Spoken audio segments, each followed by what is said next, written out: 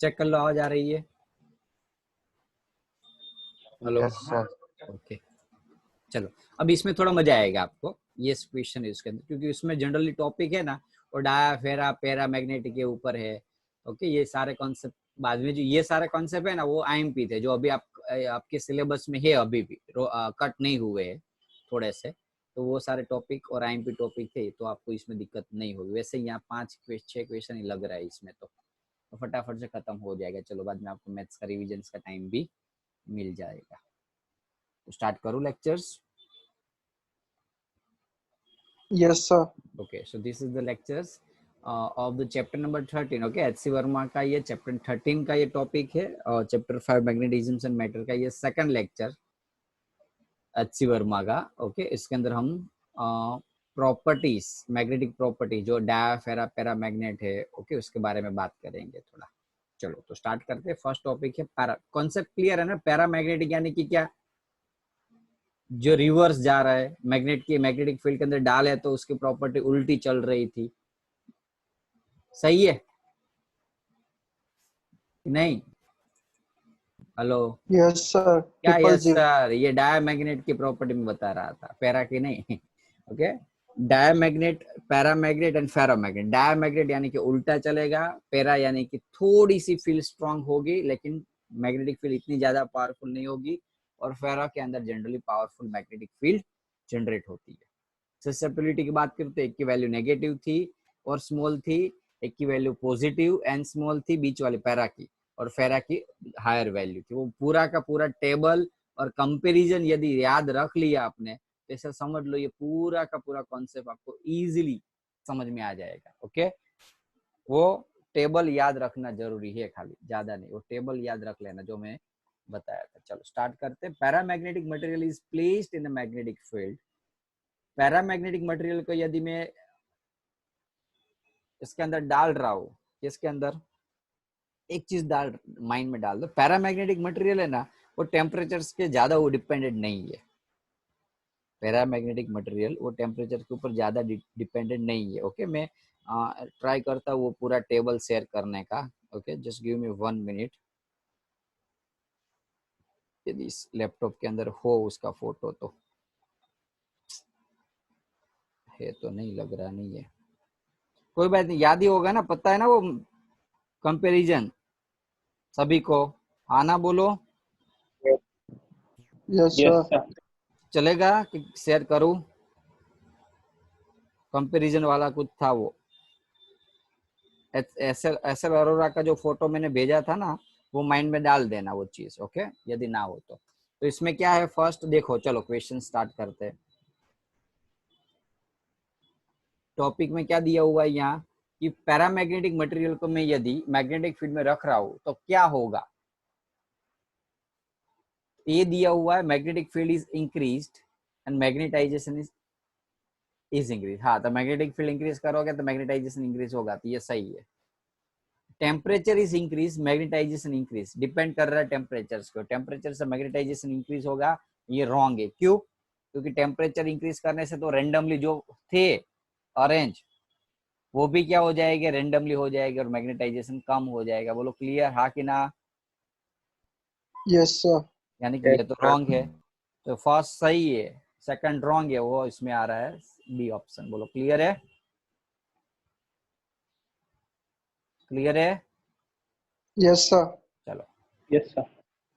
Second, paramagnetic material is kept in a magnetic field. Paramagnetic को बीच में रख रहा हूं, the field is increase till the magnetisation become constant. इसमें क्या होगा, देखो पैरामैग्नेटिक मटेरियल की बात कर रहा हूं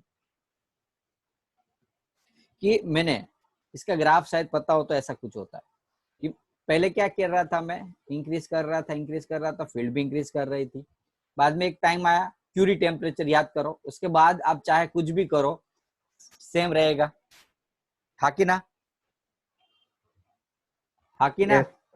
चाहे आप टेम्परेचर इंक्रीज करो लेकिन कुछ चेंजेस होगा नहीं। यहाँ वही चीज है, एक बार become constant, magnetisation become constant, इसका मीनिंग यहाँ क्या हो गया, सेचुरेशन हो जाए, मैग्नेटिक सेचुरेशन हो गया।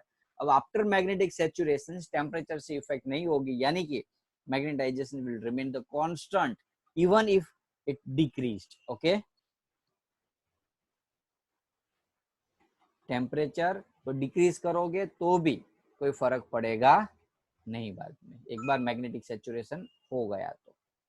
सेकंड नंबर का है सी, कंफर्म कर लेते हैं, फिर भी थोड़ा भी डाउट माइंड में हो तो मैं कंफर्म कर लेता हूँ, इसलिए सी सही है हमारा।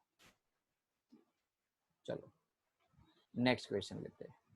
Ferromagnetic material is placed in the external field, domain बोलो क्या होगा। फेरोमैग्नेटिक मटेरियल को फील्ड के अंदर रख देता हूं मैं, तो मैग्नेटिक डोमेन क्या होगा। अरे हाँ बोलो यार, ये थोड़ा डाउट, ऐसा आप increase in size. Okay increase होना चाहिए, लेकिन इंक्रीज होता नहीं है, because it depends on the magnetic field की डायरेक्शन। ऐसा रखा तो हो सकता है इंक्रीज हो, लेकिन ऐसे रखा तो डिक्रीज हो सकता है, हाँ कि ना, हाँ कि ना। Yes, sir.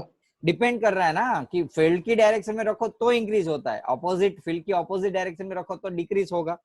तो मे इंक्रीज और डिक्रीज, यहाँ आपको फील्ड की डायरेक्शन कुछ बताई नहीं, ऐसा लिखा है placed in along the magnetic field external field. Along word यदि होता ना तो इंक्रीज आता, यहाँ अलोंग वर्ड यदि होता अलोंग तो इंक्रीज आता, क्योंकि अलोंग फील्ड की डायरेक्शन में यदि मैं रख रहा हूँ तो इंक्रीज होगा 100%, सब सही हो, लेकिन ये वर्ड यहाँ नहीं है, इसलिए आंसर आएगा मे इंक्रीज और डिक्रीज। क्लियर है। Yes, sir. चलो फोर्थ नंबर का, long straight wire carry current I, magnetic field intensity H is measured at the point P close to the wire. A long cylindrical iron rod is brought close to wire so that P is at the center. एक minute और complicated question है ये तो। Long straight wire carry the current है, एक wire है, current pass हो रहा है, magnetic field intensity H is measured at the point P close to wire. Magnetic field intensity is measured, यहाँ कुछ मैग्नेटिक फील्ड इंटेंसिटी है इस पॉइंट के ऊपर H। Long cylindrical iron rod is brought to, iron का cylindrical rod मैंने यहाँ लिया, close to the wire so that the P is at the center of the rod. P center of the rod, क्या रखा, एक ये point P था जहाँ मैग्नेटिक फील्ड इंटेंसिटी H थी, मैंने एक रोड लिया जिसका सेंटर P के ऊपर कोइंसिडेंट हो, तो वैल्यू ऑफ H की वैल्यू P के, क्या कोई इफेक्ट होगा, आपको लग रहा है कुछ इफेक्ट होगा इसमें।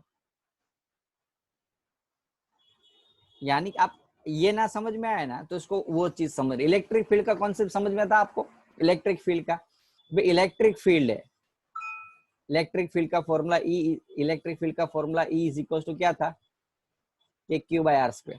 ये क्या था, ये KQ सोर्स चार्ज था, इस सोर्स चार्ज के अंदर समझ लीजिए चार्ज सोर्स चार्ज, इसके इलेक्ट्रिक फील्ड है, इसमें चाहे मैं टेस्ट चार्ज जो डाल रहा हूं उससे क्या इलेक्ट्रिक फील्ड चेंज होती थी, हाँ कि ना। टेस्ट चार्ज से इलेक्ट्रिक फील्ड के ऊपर कोई इफेक्ट होता था, हाँ फोर्स चेंज होता था, लेकिन फील्ड की डायरेक्शन क्या फील्ड से कोई फर्क पड़ता नहीं था। सिमिलरली यहाँ मैग्नेटिक फील्ड बनी इसकी, ये करंट आई से, इसकी मैग्नेटिक फील्ड की इस पॉइंट पे ये इंटेंसिटी H है। अब मैं यदि कोई टेस्ट चार्ज या यहाँ टेस्ट मूवमेंट यानी कि कोई चीज रख रहा हूँ, इससे मुझे नहीं लग रहा है कि कोई मैग्नेटिक फील्ड में चेंज होना चाहिए, यानी कि आंसर वैसे तो सी आना चाहिए, फिर भी जस्ट कंफर्म सी है। क्लियर, समझ में आया कॉन्सेप्ट, समझ में आया आपको। करंट पास हो रहा था इससे, इसके आसपास कुछ मैग्नेटिक फील्ड बनी, अब उस मैग्नेटिक फील्ड में कोई दूसरी चीज रखने से, ये आयरन रोड रखने से इस फील्ड के इस पॉइंट के ऊपर कोई चेंजेस होना चाहिए नहीं। बोलो क्लियर है। Yes, sir. चलो एक ही बंदा पढ़ रहा है, बाकी सारे क्या कर रहे हैं, सो गए हो, बाकी सारे स्टूडेंट्स क्या कर रहे हो। एक ही, किसी को भी मैं पूछूं तो एक ही बंदा जवाब दे रहा है इसमें से, आयुष अकेला।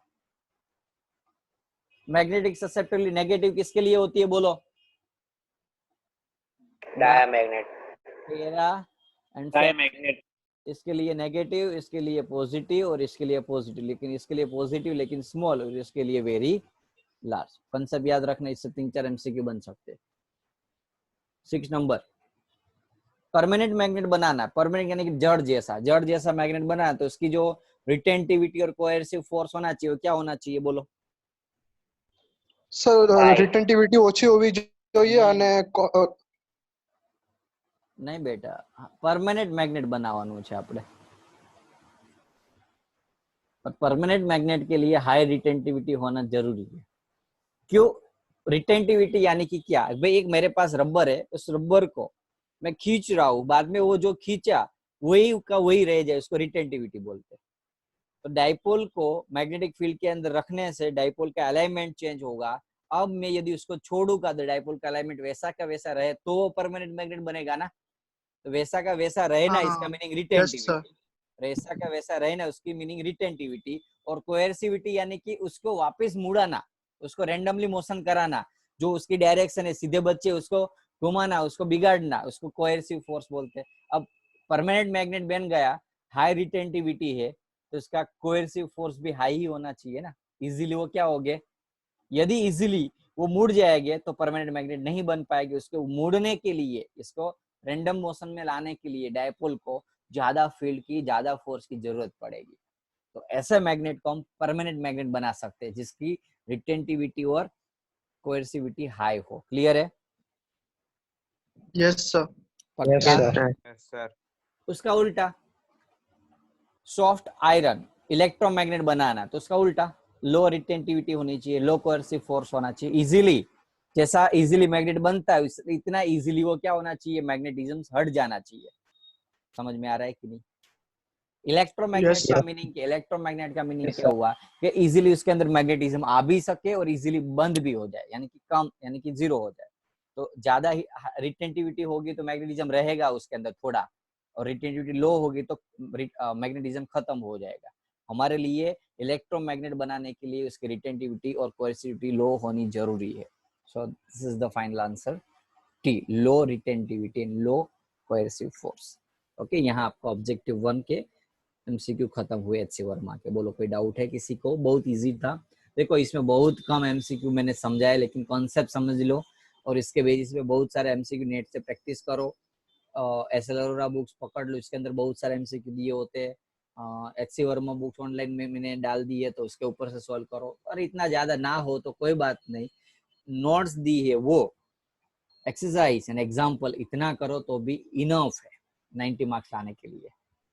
बोलो कोई डाउट हो तो पूछ सकते हो मुझे, मैं अटेंडेंस ले ले रहा हूँ। बाद में आपकी टेस्ट है तो मैं अभी लेक्चर्स को कर दूंगा, और ये संडे मुझे याद करवाना। ओके, मैं एडजस्ट कर दूंगा लेक्चर्स का एक।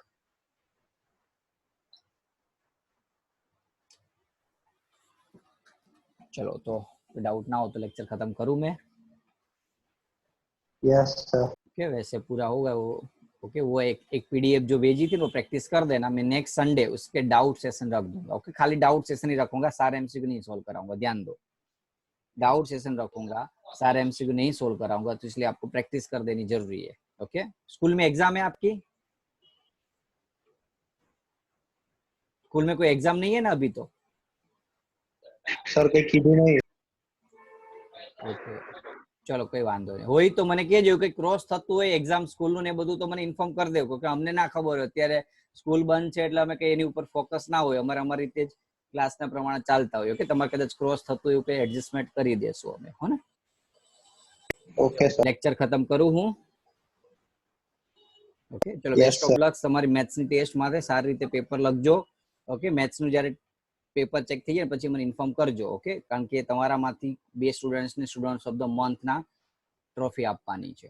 ઓકે, હું કન્ફર્મ કરીને લેક્ચર્સના માર્ક્સ, સોરી ટેસ્ટના માર્ક્સ.